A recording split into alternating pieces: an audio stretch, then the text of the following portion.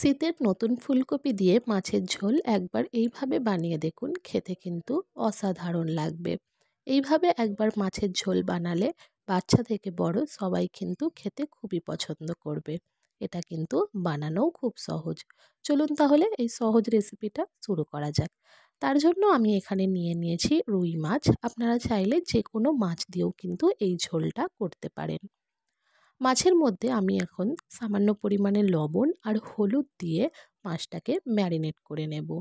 হলুদ লবণ মাখিয়ে আমি মাছটা প্রায় 15 থেকে 20 মিনিটের জন্য রেখে দেব। ততক্ষণ আমি অন্য সব জিনিস রেডি করে নেব। এখানে আমি নিয়ে নিয়েছি একটা ফুলকপি। ফুলকপিটা এইভাবে টুকরো করে কেটে ডান্ডের দিকেরটা আমি একটু কাট লাগিয়ে দিয়েছি যাতে তাড়াতাড়ি সেদ্ধ হয়ে যায়। আর দুটো আলু লম্বা করে কেটে নিয়েছি। একটা পেস্ট বানিয়ে নেব, যার জন্য 1 চা চামচ গোটা সর্ষে, 1 চা চামচ গোটা জিরে, 5-6টা গোলমরিচ, 5-6টা রসুন আর 3-4টে কাঁচা লঙ্কা সামান্য লবণ দিয়ে একটু শুকনো আমি মিক্সারের জারে নিয়ে ঘুরিয়ে নিয়েছি। তারপর আমি এর মধ্যে সামান্য পরিমাণ জল দিয়ে একটা স্মুথ পেস্ট রেডি করে নেব। কড়াইয়ে আমি 3 চা চামচ, বড় চা চামচের 3 চা চামচ তেল খুব ভালো করে গরম করে নিয়ে এক এক করে মাছগুলো দিয়ে দিচ্ছি। মাছগুলো আমি মিডিয়াম ফ্লেমে 3-4 মিনিট খুব ভালো করে লাল লাল করে ভেজে নিয়েছি। এইভাবে আমি সব মাছগুলো ভেজে নিয়েছি। ওই মাছ ভাজার তেলেই আমি এবারে আলুগুলো দিয়ে দেব। আলুগুলো সামান্য পরিমাণে লবণ আর হলুদ দিয়ে মিডিয়াম ফ্লেমে এখানে আলুগুলোকে লাল লাল করে ভেজে নেব। প্রায় 4-5 মিনিট আমি আলুগুলোকে খুব ভালো করে ভেজে নিয়েছি। এবার আমি আলুগুলোকে তুলে নেব।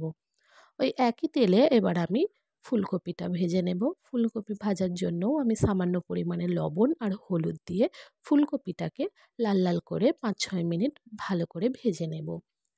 ফুলকপি যখন একটু কালার চেঞ্জ করতে শুরু করবে তখন আমি ফুলকপিগুলোকে তুলে নেব। তারপর ওই একই তেলে আমি দিয়ে দিচ্ছি একটা পেঁয়াজ কুচি। পেঁয়াজটাকে খুব বেশি ব্রাউন করে ভাজার দরকার নেই। পেঁয়াজ একটু হালকা কালার চেঞ্জ হতে শুরু করবে তখন আমি এর মধ্যে দিয়ে দেব কিছু গুঁড়ো মশলা।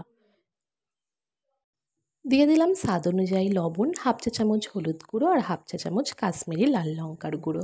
সামান্য পরিমাণ জল দিয়ে এখানে মশলাটাকে খুব ভালো করে কষিয়ে নেব। এখানে কিন্তু কাশ্মীরি লাল লঙ্কার গুঁড়োটা আপনারা চাইলে স্কিপ করতে পারেন, দিলে কালারটা একটু সুন্দর হয়। মশলাটা যখন এইভাবে তেল ছেড়ে দেবে তখন আমি এর মধ্যে দিয়ে দেব ভেজে রাখা আলু। আলুটা এখন খুব ভালো করে কষিয়ে নিতে হবে। এখানে কিন্তু এখন ফুলকপি দেওয়া যাবে না, ফুলকপি তাহলে খুব বেশি সিদ্ধ হয়ে যাবে। আলুটা এখানে 5-6 মিনিট খুব ভালো করে কষিয়ে নেওয়ার পর যখন মশলা থেকে তেল ছেড়ে দেবে তখন আমি এর মধ্যে দিয়ে দেব ভেজে রাখা ফুলকপি। ফুলকপি দিয়েও আমি আবারও 5-6 মিনিট একটু ভালো করে কষিয়ে নিচ্ছি। ফুলকপিটা খুব ভালো করে কষানো হয়ে গেলে আমি এর মধ্যে পরিমাণ মতো জল দিয়ে দেব। এতটা জল দেব যেন আলু ফুলকপি ভালোভাবে সিদ্ধ হয়ে যায়। এখানে আমি প্রায় 1/2 কাপ পরিমাণ জল দিলাম। জলটাকে একটু নাড়াচাড়া করে দিয়ে এটাকে ঢাকা দিয়ে লো ফ্লেমে আমি কুক করে নেব যতক্ষণ না আলু ফুলকপি দুটোই সিদ্ধ হয়ে যায়।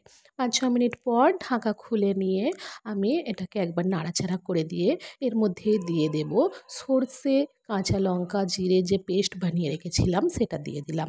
মশলার বাটি ধুয়ে এখানে সামান্য জলও অ্যাড করে দিলাম। আবারও খুব ভালো করে একটু নাড়াচাড়া করে মিশিয়ে নেব। সর্ষে বাটাটা কিন্তু আগে দিলে হবে না, একটু রান্না হয়ে আসার সময় দিতে হবে, না হলে কিন্তু সর্ষের একটা তেতো ভাব থাকে সেটা রান্নার মধ্যে এসে যাবে। ঢাকা দিয়ে 2-3 মিনিট একটু সর্ষের গন্ধ চলে যাওয়া পর্যন্ত ঢাকা দিয়ে রেখে দিলাম।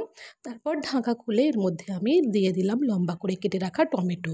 টমেটো আমি এখানে একটু গোটা গোটা চাই, তাই জন্য টমেটোটা একটু শেষে দিলাম। আপনারা যদি টমেটো গোটা না পছন্দ করেন তাহলে কিন্তু মশলা কষানোর সময় টমেটোটা দিয়ে দিতে পারেন। তারপর আমি এখানে দিয়ে দিলাম ভেজে রাখা মাছ। পরিমাণ মতো জল দিয়ে এখানে আমি মাছগুলো ঝোলের মধ্যে একটু ডুবিয়ে দিলাম যাতে মাছের মধ্যে সমস্ত ঝোলটা ঢুকে যায়। এখানে জলের পরিমাণটা আপনারা আপনাদের পছন্দ অনুযায়ী দেবেন। তারপর ঢাকা দিয়ে 2-3 মিনিট রান্না করে নিলেই কিন্তু আমাদের পাতলা ফুলকপি আলুর ঝোল একেবারে রেডি হয়ে যাবে। উপর থেকে সামান্য পরিমাণে আমি এখানে ধনেপাতা কুচি দিয়ে দিলাম। যদি আমার ভিডিও ভালো লেগে থাকে একটা লাইক, কমেন্ট, শেয়ার আর আমার চ্যানেলটা সাবস্ক্রাইব করার অনুরোধ রইল। এইভাবে একবার ফুলকপি দিয়ে মাছ রান্না করে দেখুন, খেতে কিন্তু খুবই ভালো লাগবে। যদি ভিডিও ভালো লাগে আমার চ্যানেলটা সাবস্ক্রাইব করে আমার পাশে থাকবেন।